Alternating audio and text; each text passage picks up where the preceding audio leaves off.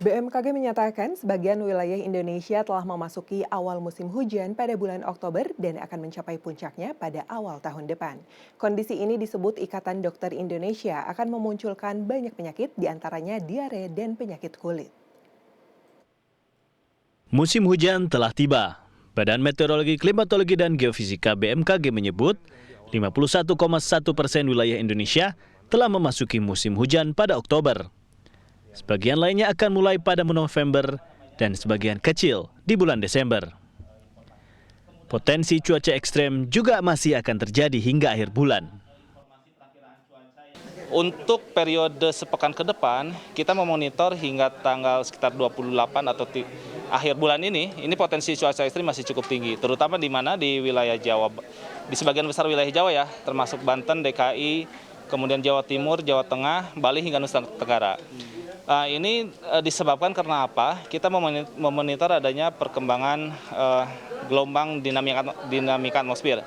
Koordinator Bidang Prediksi dan Peringatan Dini Cuaca BMKG, Miming Saipudin, juga memprediksi puncak musim hujan akan terjadi pada bulan Januari dan baru akan mulai memasuki musim pancaroba pada Maret 2023.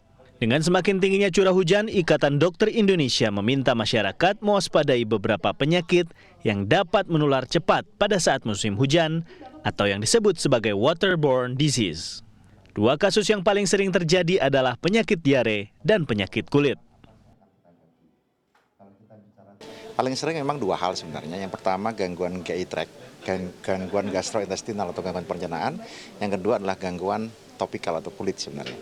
Jadi seringkali pada saat bencana banjir, maka kebersihan jadi terganggu, kemudian kesediaan air bersih juga bisa terganggu. Sehingga ini berpengaruh terkait dengan apa yang kita makan dan apa yang kita minum, dan itu efeknya akan timbul diare. Diare cukup tinggi sebenarnya.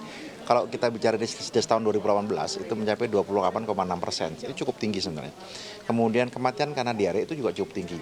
Kemudian apalagi kalau terjadi pada anak-anak. Untuk mencegah dua penyakit tersebut, Sekjen ID Ulul Albab menyarankan masyarakat untuk lebih memperhatikan kualitas makanan yang dikonsumsi, juga air minum.